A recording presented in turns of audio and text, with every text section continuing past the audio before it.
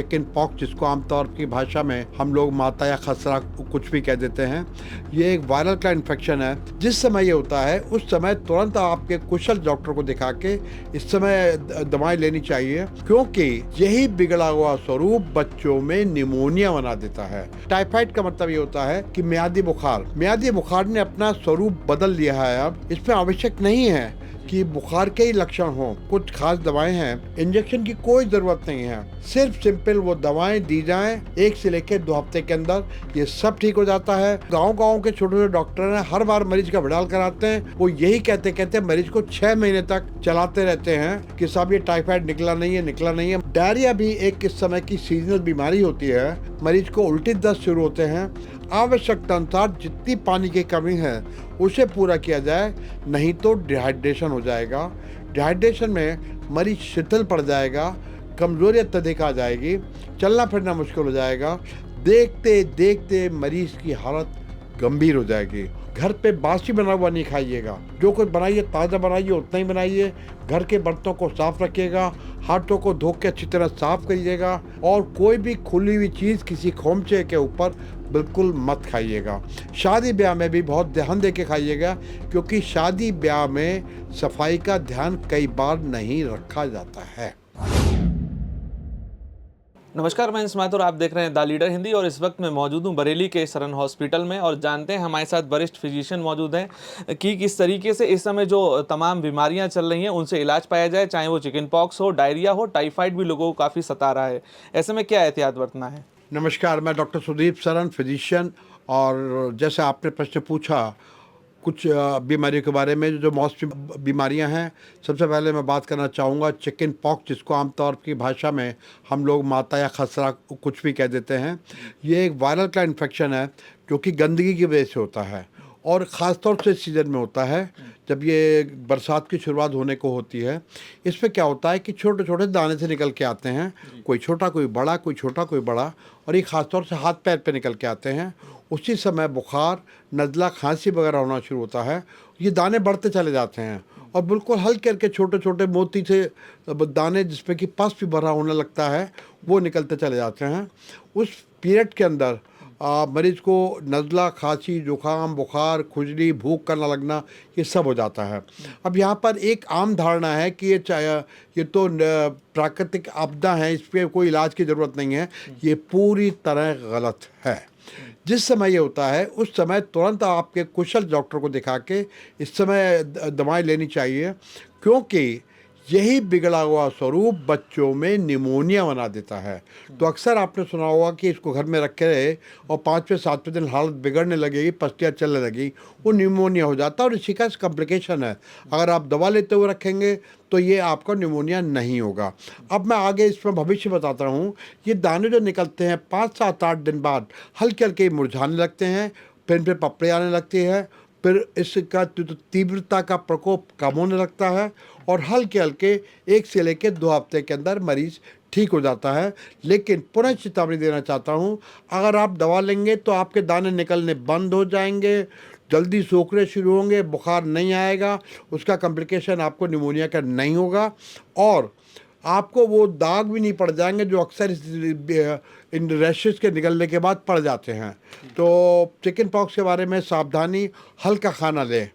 अब बात हम करते हैं टाइफाइड की। टाइफाइड का मतलब ये होता है कि मियादी बुखार ने अपना स्वरूप बदल लिया है। अब इसमें आवश्यक नहीं है कि बुखार के ही लक्षण हों। इसके लिए हम जो चेकअप कराने के लिए टाइफीडॉट या विडाल टेस्ट होता है, जो कि आजकल सब जगह उपलब्ध है, और इसमें इसके जो प्रारंभिक लक्षण होते हैं, हल्का हल्का सा शाम के वक्त बुखार आना, पेट में दर्द होना, भूख ख़त्म हो जाना, अत्यधिक कमज़ोरी हो जाना, जी मिचलाना, खाने का मन नहीं करना, उल्टियाँ होने लगना, ये सब चीज़ें वो हैं जो कि इसके प्रारंभिक लक्षण हैं। जहाँ पर आप सस्पेक्ट करते हैं, अपना ब्लड चेकअप कराइए, और कराने के बाद में अगर ये पॉजिटिव आता है इसमें इसकी रिपोर्ट देखना भी केवल कुशल चिकित्सक देख सकता है। आजकल जो गांव-गांव की लैब खुल गई हैं, वो हर विडाल को पॉजिटिव देते हैं। उसका भी अपना टाइटर होता है जो कि कुशल डॉक्टर ही जानता है। अब इसमें इलाज के अंदर इलाज बहुत साधारण है। सही दवा को चुनाव करके, इसकी कुछ खास दवाएं हैं जिनका जिक्र मैं यहाँ पर नहीं करना चाहूँगा।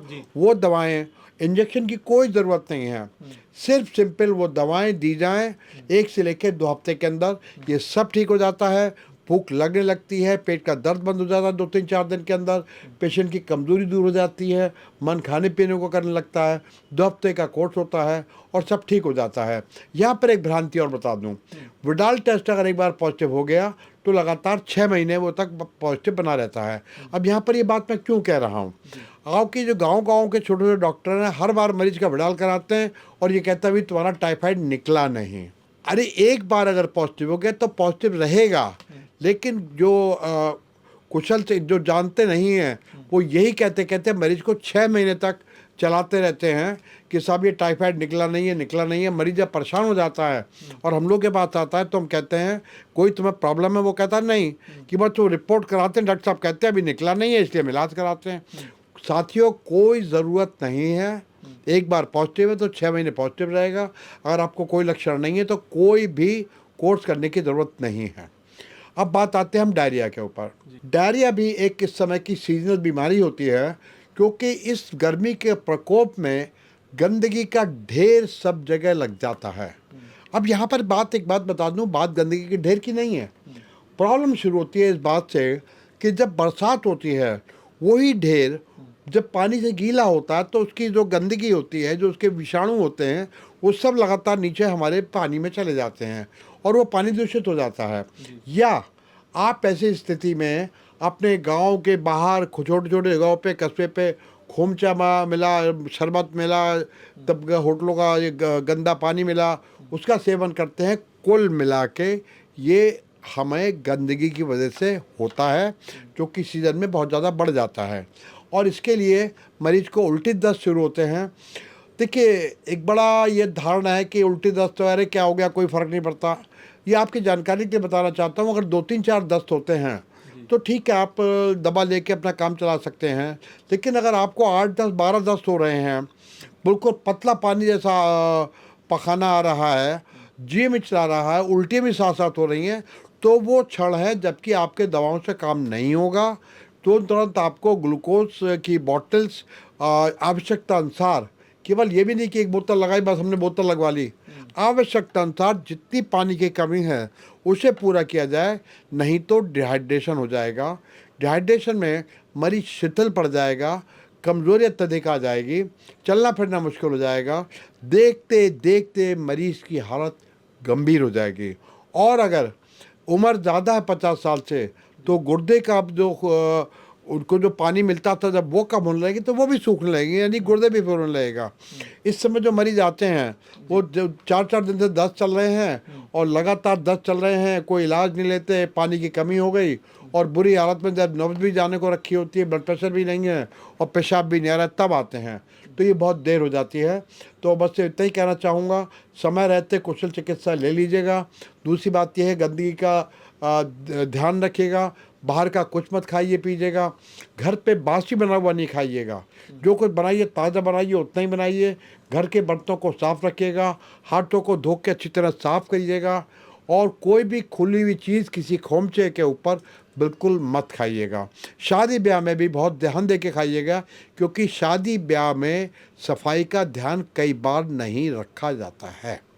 तो मेरे ख्याल से ये जानकारी हमारे दर्शकों के लिए काफ़ी लाभप्रद होगी और इसका फ़ायदा उठाएंगे। तो जिस तरीके से आपने देखा कि तमाम जो पहलू हैं वो आपने रखे हैं और लक्षण भी बताएं और कैसे आपको एहतियात बरतना है और बिना देरी किए कुशल चिकित्सक के पास आपको जाकर चिकित्सा लेनी है, इसके लिए भी आपको आगाह किया जा रहा है। जो देखने वाले हमारे दर्शक हैं, हमारी आपसे यही गुजारिश है कि देर ना करें और अगर कोई भी आपको दिक्कत होती है तो आप कुशल चिकित्सक का सहारा ले सकते हैं। आप देख रहे हैं the leader Hindi, camera person Kaif के साथ मैं अंश माथुर।